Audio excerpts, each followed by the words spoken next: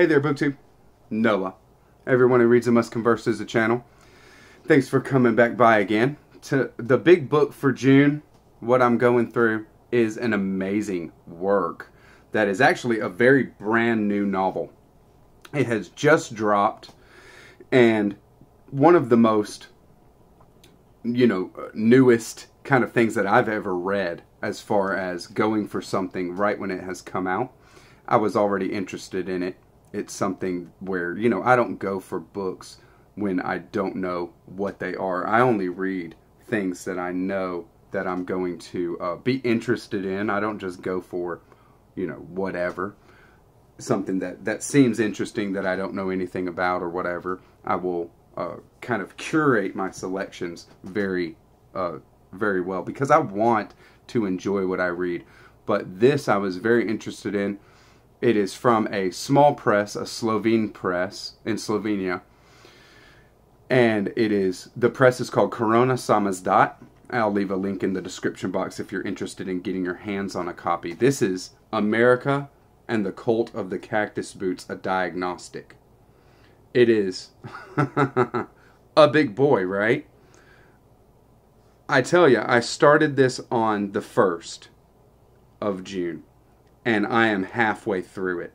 This 600-page book reads like a 300-page book. I might be halfway through a 300-page book in a week, for sure, right? But here, with this book, how compelling and interesting it is, I'm halfway through the 600 pages. This is an illustrated book. There's illustrations, there's format, tricks and things being done. There is an amazing amount of different techniques applied. So I'm going to give first impressions because it is a gigantically ambitious novel. So I'm going to go ahead and give first impressions halfway through the book, and what I see is going on, and then I will do a wrap-up after I finish it, right? So, let's get to it. America and the Cult of the Cactus Boots, a Diagnostic, is basically an alternate history, an alternate present. It is an alternate America where it's very dystopian. The controlling powers that we kind of know of in our own society, whether that be big media conglomerates or government bureaucracy gone off the rails with no kinds of oversight or anything like that, that is pushed to the max in America and the Cult of the Cactus Boots, a Diagnostic. It is a wild kind of America and very scary when it comes down to it. But when is it set? Well, it's set now. It is a metafiction, which means it's very self-referential, and the main protagonist at the beginning of the book is the author, Philip Friedenberg. Is it actually him? I would say it's a fictitious Philip Friedenberg, and Jeff Walton, the illustrator, as well. And how it starts off is we have like a deconstruction of narrative. One of the overarching themes of this book is creativity. Creativity itself. What creativity is and what its value is. That kind of thing of valuing creativity has been talked about and treated in so many novels, different ways. I'm thinking of The Recognitions, for example, or Portrait of the Artist as a Young Man. Things like this, where creativity and aesthetic as being something that is divine, something that is human, uniquely human, and needs to be cultivated and valued, is a major theme.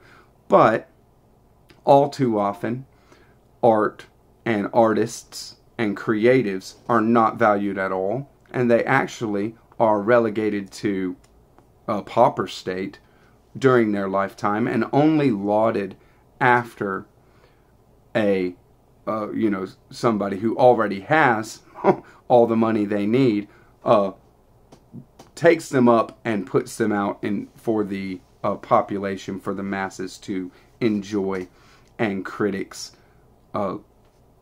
give their takes on how a certain piece of art is beautiful, or poetry, or what have you, right? What this starts off with, just to go through the first half, and what I see is happening in this narrative, is there's a deconstruction of narrative itself.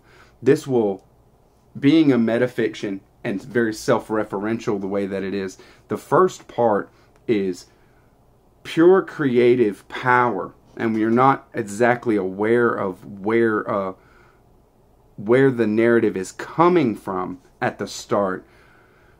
It becomes more apparent later, but it is coming from this place of pure creative power that is essentially trying to break free of any kinds of previous ideas that would be opposed on it by anybody, even the creator, the author, or the artist themselves, right? So there's a deconstruction of narrative going on while it is building loosely a kind of mythology, a kind of this alternative present, and the things that have gone into to make this alternative present of America in this book what it is.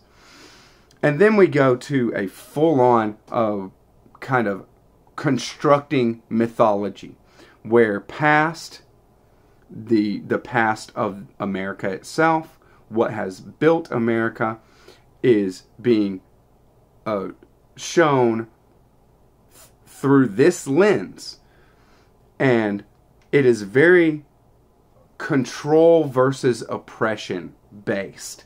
There is a lot of control and oppression based, and so it is a lot of kind of looking at what America was founded on, arriving here in conquest, right? Taking over the land from the indigenous population, this kind of thing, and also how the culture has grown through influence and, usurping power from anybody who doesn't see eye to eye with what our agenda might be. Even if our agenda is quote-unquote peace, it is our kind of peace in America, right? It's not a universal peace or anything like that. So there is an exposition of that, and creating this mythology in the second part, that is basically control and oppression on one side in various forms, and the cult of the cactus boots on the other side. And what is the cult of the cactus boots? What does that mean?